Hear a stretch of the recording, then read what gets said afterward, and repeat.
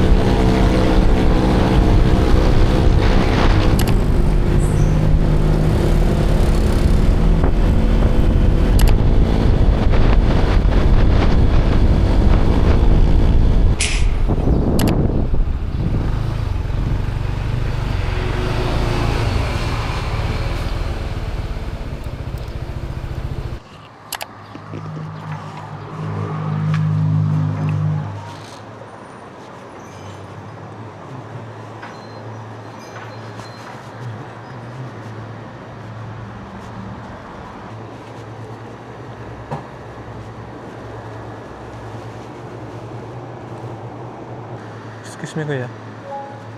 May ganun kalaki kayo na hindi malamig na tubig? Ah, okay.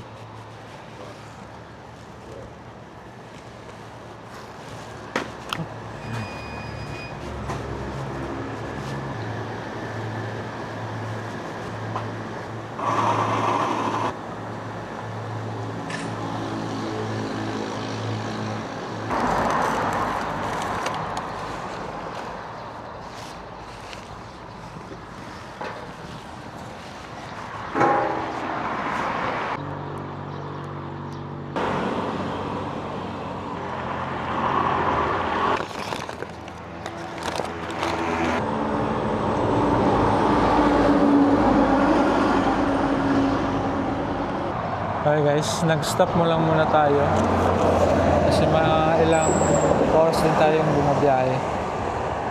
I think mga 4 hours, 5 hours na siguro sobra yung binahe natin.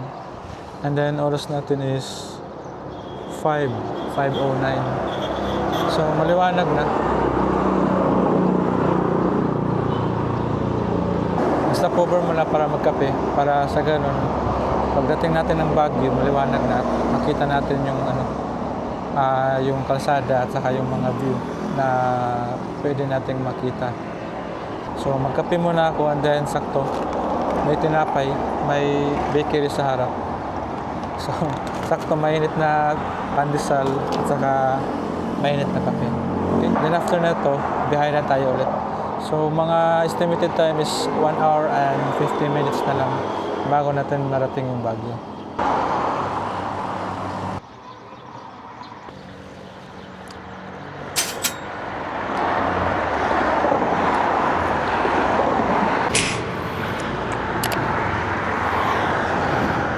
Okay guys, continue tayo sa biyahe. Tapos na tayo magpahinga. Oras natin 5:47. So estimated time natin bago natin marating yung Baguio is 1 hour and 53 minutes. So continue tayo sa biyahe. Let's go. Ang ganda ng sikat ng araw mo.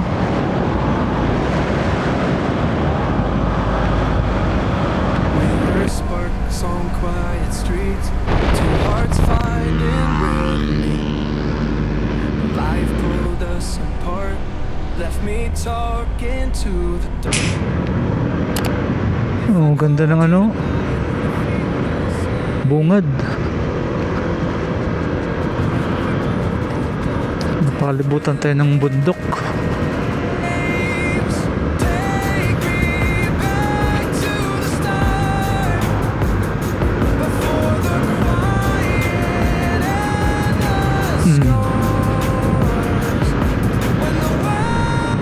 Grabe yung kalsada dito.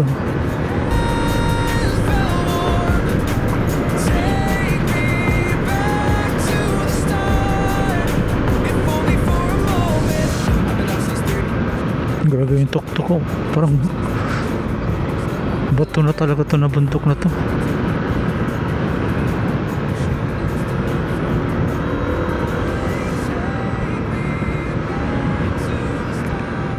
Delikado na din yung kalsada dito.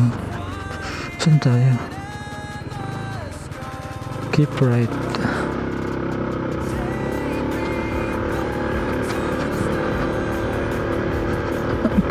One way pala to.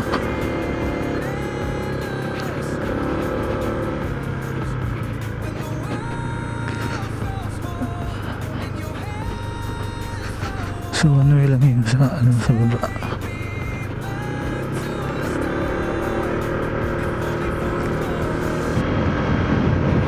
Oh, ang taas oh. Taas ng bundok na yun.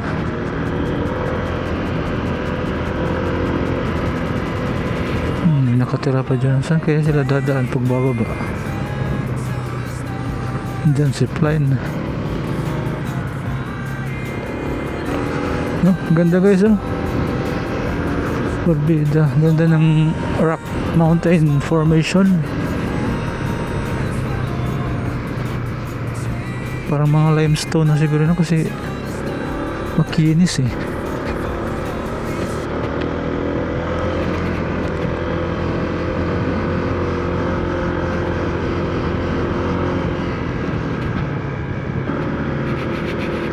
Ito yung sinasabi nilang tunnel dito.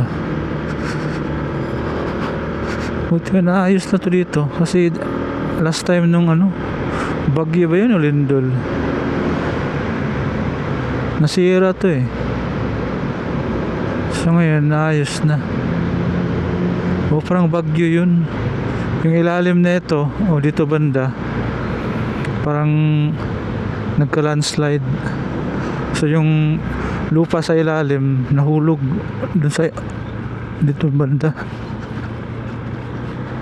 Pero at least madaanan pa rin.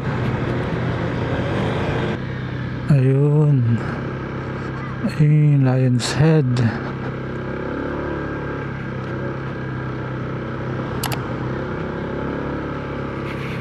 Okay, dito na tayo sa may Lion's Head. Oh, stopping. Oh, walang parking pala dito.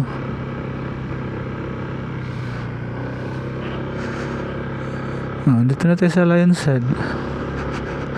Saan parking dito?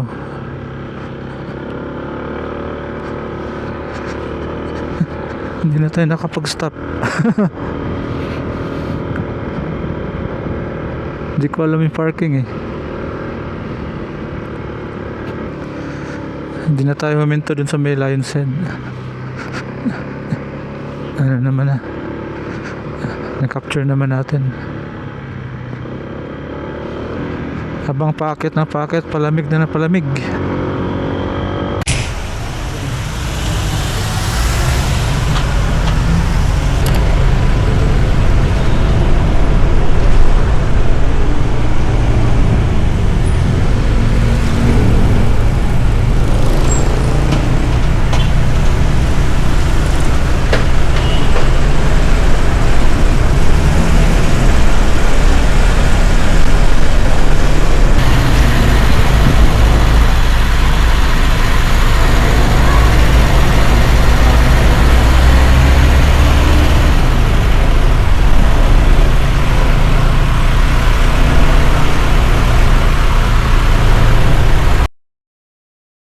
Hello guys, welcome back.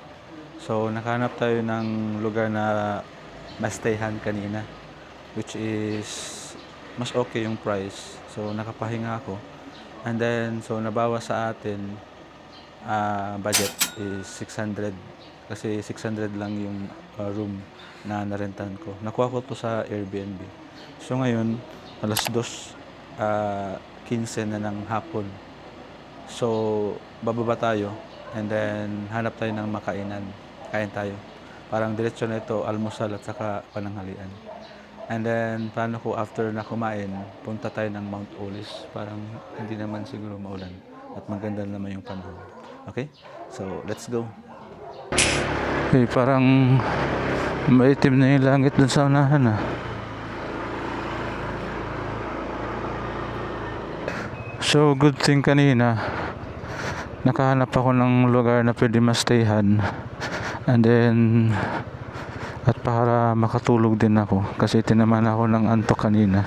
Nakuha ko lang siya sa Airbnb kasi nag-inquire ako kanina sa mga hotel and saka ibang mga transient dito. Majority fully book. So I decided na mag-book na lang sa Airbnb. Buti na lang may bakante akong nakita. So kung may plano kayong pumunta dito and solo rider kayo or nagbabala kayong pumunta dito mag-isa or dalawa kayo, so yung room dun is good for 2. Maganda din siya, cozy, then malamig kahit walang aircon.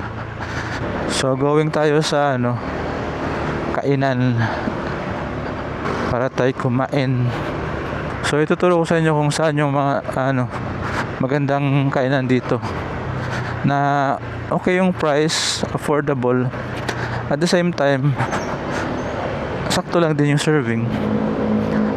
Although na-try ko na to siya dati pa nung pumunta ako dito sa Baguio, pero subukan kong balikan.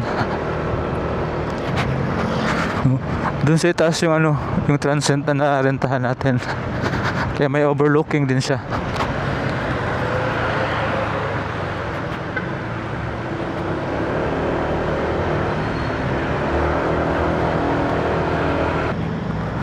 So andito na tayo. Parang malapit to siya sa terminal.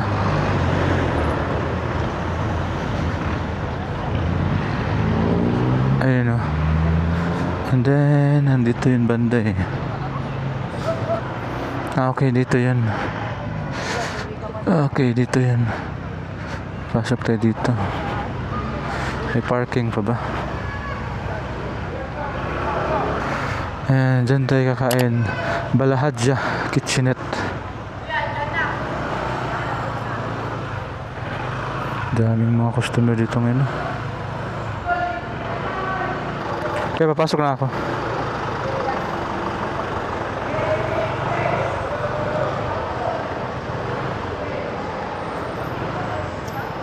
Ay. Uy, pila.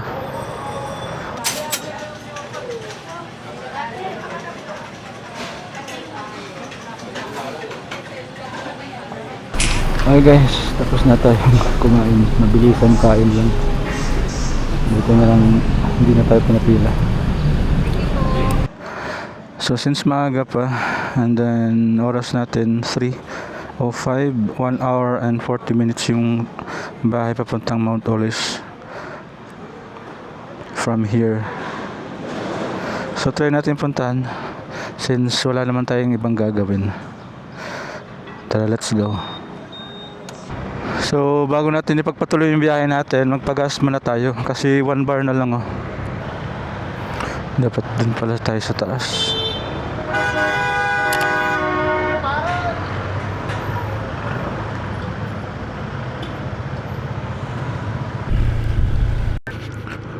Pagas muna tayo.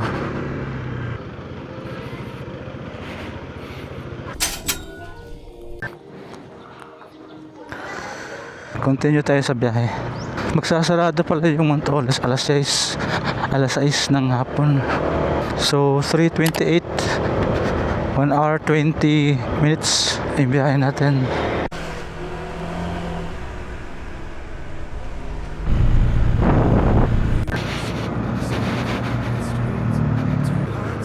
Sa tuktok na tayo, yung Baguio nasa baba. Ayan guys oh. Nasa tuktok na tayo, yung Baguio nasa baba. Maulap dito banda oh.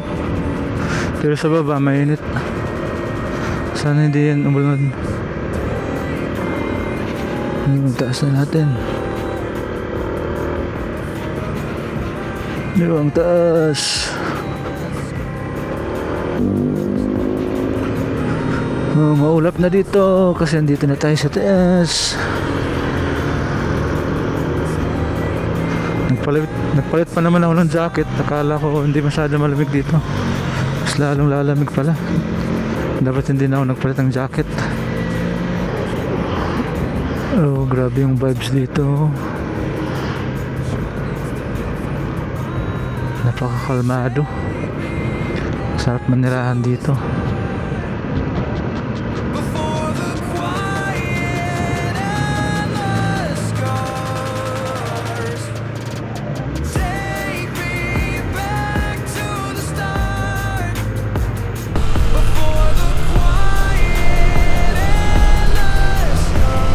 Mainit na dito! Yay!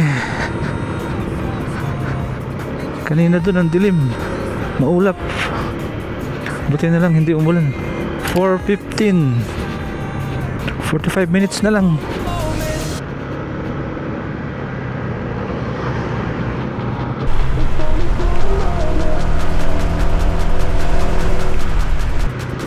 If only for a moment, take me back to the start. Before the quiet and the scars. When the world felt small and your hands felt warm. Take me back to the Oh, sheesh. Ang taas na natin.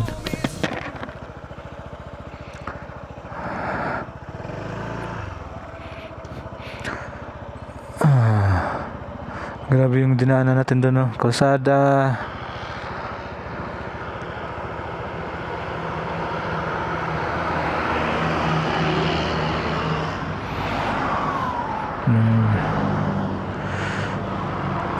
Continue tayo. 19 minutes. Malapit na tayo sa Mount Olis. Oh, first time kong pumunta dito. Ang ganda.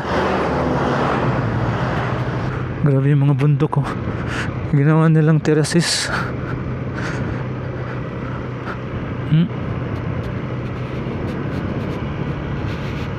Literal na bundok ang ginawang kalsada at nilagyan ng mga bahay. Ito yung tinatawag nila na tunnel. Ayun, oh. Ayun, oh. Kalahati lang siya kasi parang hindi nila tinanggal.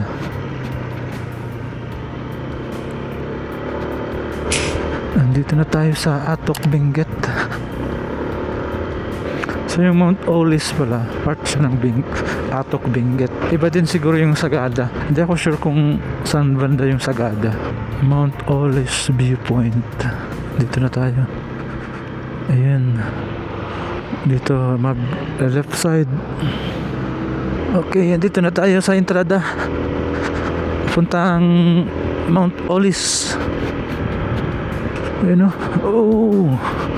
Ay, ang lamig na dito. Ano yun dun banda? Malusog ng mga tanim dito.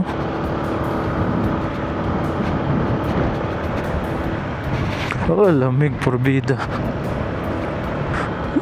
Lamig. Masyadong greenish yung ano nila dito. Mga tanim, ano yan? Carrots. Benguet Sisterhood Park. Sakura Park nandito. May mga ano dyan. Ayun na, may mga taniman.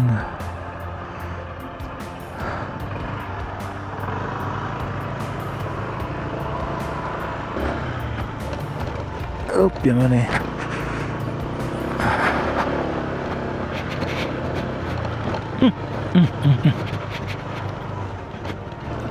Transcendent campsite. Next time, mag-camp daw ako dyan. Mount Olis Viewpoint. Ang taas na natin. Baka sasabit. So, dito na yung ano nila.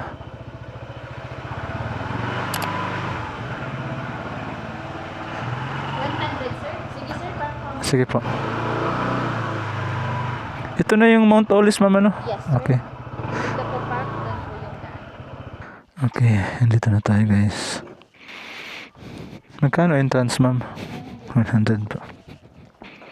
Sir, yung daan po doon, paakyat, tas pa. Doon po sa dulo, tas paakyat. Packet na. Then takto po pa ganito, exit na po. Ito, exit na to. Yes, sir. Hindi pwedeng balik kung saan dumaan. Pwede naman, sir. Pwede naman, depende. Konti lang yung tao. Okay. Thank you. Okay, guys. Nakarating din tayo sa Mount Olis. From Baguio to Atok Benguet. Tingnan yung ano, mga plantation dito ng mga gulay. Cabbage. Siguro dahil sa sobrang lamig namumuti, no? Parang nagfo-frost na yung ano, yung mga dahon nila. Nasa tuktok na tayo ng bundok.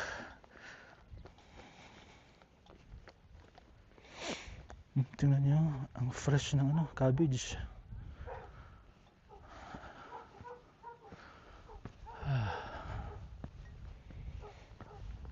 Ang lamig talaga.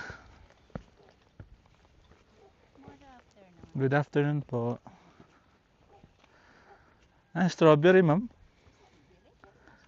Nasira. Tapos na ba yung ano, yung harvest nyo? Wala, hindi namin hinarvest kasi pinabayaan namin. Ah, Pinabayaan namin mula nung nag-typhoon ng Yuan. okay. So hindi siya nagbunga ng maayos? Oo. Thank you, ma'am.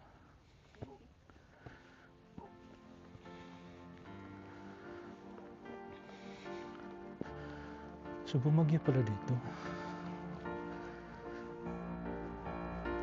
Nasira yung strawberry plantation nila. Ang gaganda ng mga bulaklak, oh. Kulay violet. Ayun, ano kayang bulaklak to? Nanginginig ako sa lamig. Tingnan nyo din, oh. Talaga maulap na.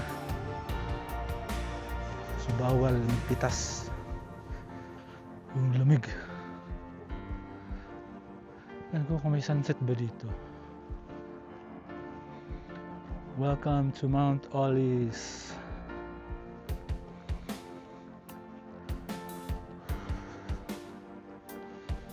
Ang lamig. Nanginginig talaga ako sa lamig.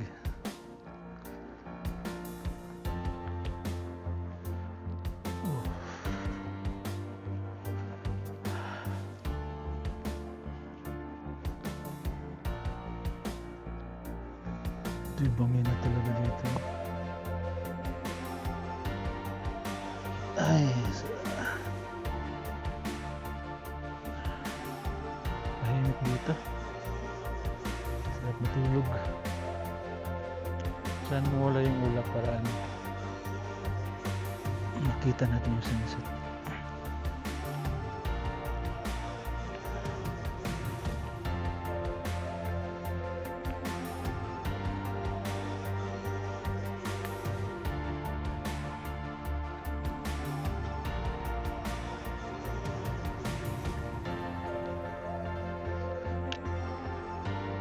Tingnan nyo dito banda, guys. Bangin na. Ayun. Bangin na. Punta tayo dun. Maulap. Kaya hindi nagpakita yung araw. Sayang.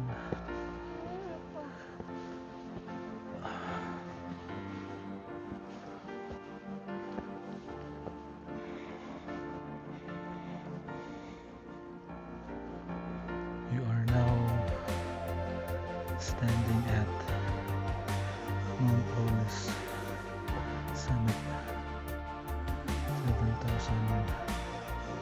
7,900 feet above sea level.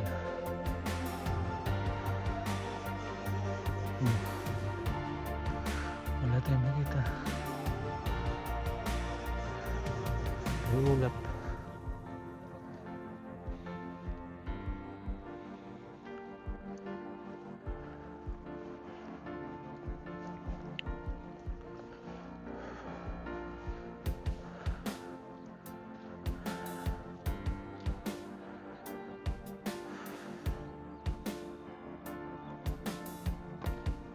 Sayang, guys. Hindi nagpakita yung araw. Hintayin natin. Baka may sunset.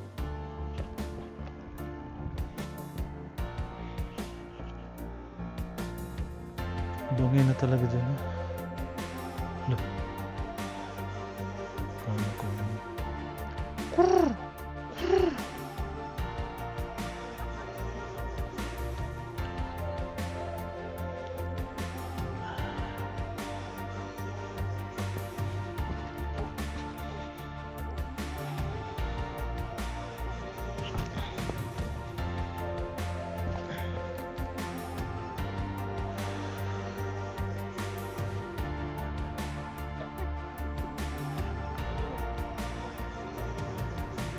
Bundok siya na parang pinatag.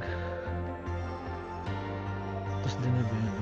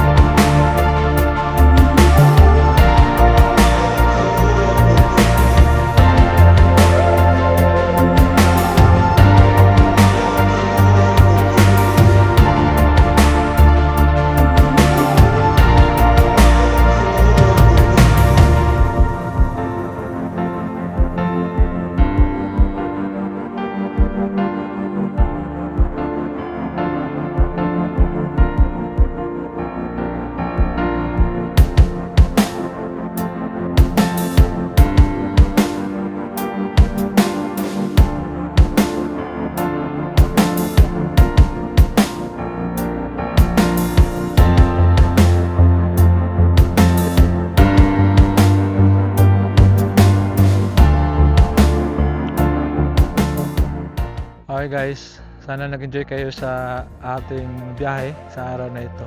At ilalagay ko na lang sa comment section kung magkano yung nagasto overall sa araw na ito. Kung kasya ba ang 2,000 pesos na magbagyo ka in one day.